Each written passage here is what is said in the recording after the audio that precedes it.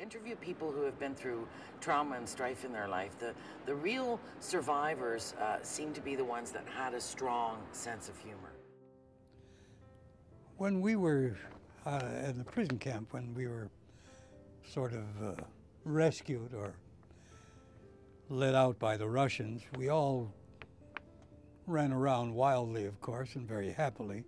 And I went into the commandant of the prison camp's office, Herr van Muller, and van Muller had his file drawers were filled with all the little cards, and so I looked for mine. They were, you know, it gives your name and your date and your rank and so on and so forth. And I took it, and I still have that. I have that. It's got my name and my maiden name and everything on it. And these are some of the people who were in prison camp with me. We did little shows, and these were the people who got together and we put on little shows for the prisoners. And this picture here is the front gate of the Stalag Luft 1. It was done by a very famous man, Colonel Charles Greening, who flew on many of the important raids in our time. And Greening did this in prison camp. He got some paints from the Red Cross and he painted this, and that's the entrance to Stalag Luft 1. This right here. And we watched the Germans pulling food in through there. And it just looked like that. And this one of my airplane being shot down. That's a B-24, which we named the Doodly Squat, or Dumbo as we called it. And that's supposed to be me in my parachute to the tail, bailing out of an airplane that's on fire and going to crash, which is what it did. I got out of the armed services. I was in the 8th Air Force. I got out of that in 1946 and immediately wanted to get into radio or television. Television hadn't started yet. And so in 1946, I went down and auditioned at WWJ Radio. And in 1947, I got called to do a small part in a radio show. It's 5:19, and that means it's time for the world-famous Sonny Eliot.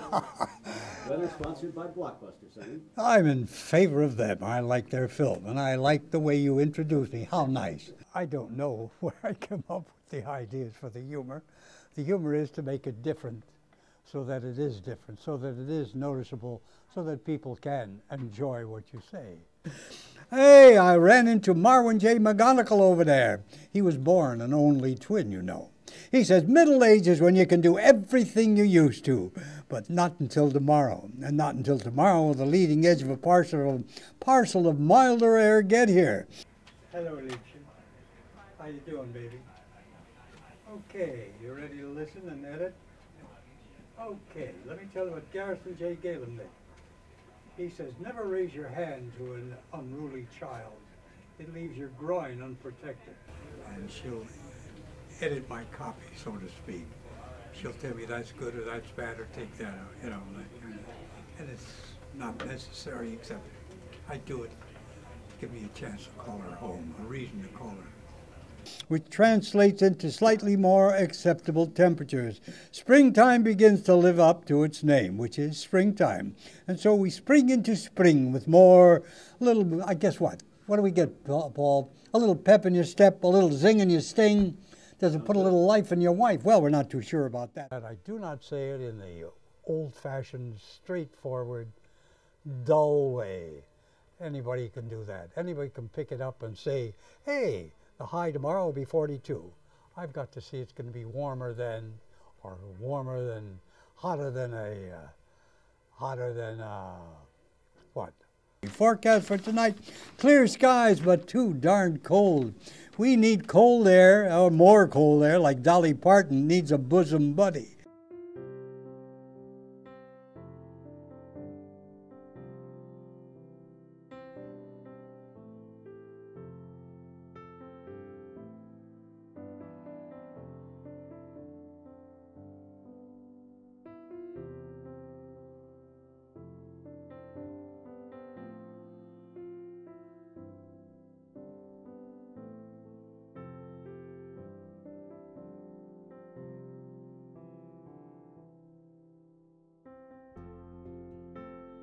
People like to laugh. People like to forget their troubles for at least 10 seconds.